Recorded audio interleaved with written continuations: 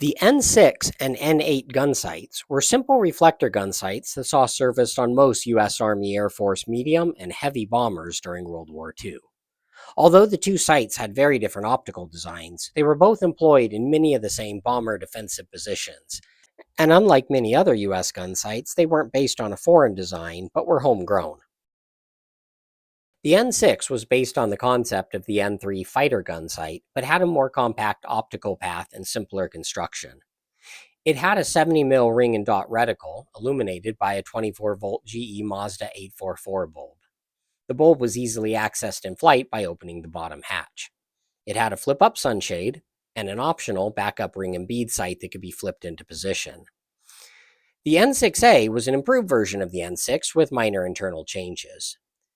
The N-6 was often seen in B-17G chin turrets, along with other positions on the B-24, B-25, and B-26, but was also used on the P-61 Black Widow's remote sighting station. And although it was primarily used on defensive positions, its simplicity and flexibility made it a good candidate for field modifications, including for offensive uses, such as on this B-25 gunship. The N-8 was very different from the N-6 in how it worked optically. Instead of using lenses to focus and collimate the image like most every other gun sight, it used a mirror, specifically a concave Mansion mirror, which sat in the upper piece of the sight.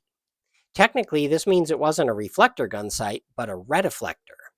The 70 mm ring and dot reticle was also illuminated by a GE Mazda 844 bulb, which was held in the easily removed lamp holder. It provided a solid green flip-up sunshade and had an optional backup ring and bead sight that could flip into position. The N-8A was an improved version that replaced the simple reticle with a huge 3-ring reticle designed around the position firing system being taught to heavy bomber crews. The solid glass sunshade was replaced with a variable density sun filter that allowed the gunner to dial in his preferred level of darkness. Also, the electrical connector was replaced with a wire pigtail and connector. The N-8A could usually be found in the B-17G tailgun position, along with other positions on the B-24, B-25, and B-26. The position firing system that bomber gunners used with the N-6 and N-8 sights dispensed with a complicated deflection estimation being taught to fighter pilots in favor of a simple memorization scheme. For each gunnery position on the plane, there were cones of positions that would determine the deflection in terms of rads, that is, one sight ring's radius. For example, a fighter approaching at an extreme angle would be given 3 rings of deflection, but one coming in straighter was given half a ring.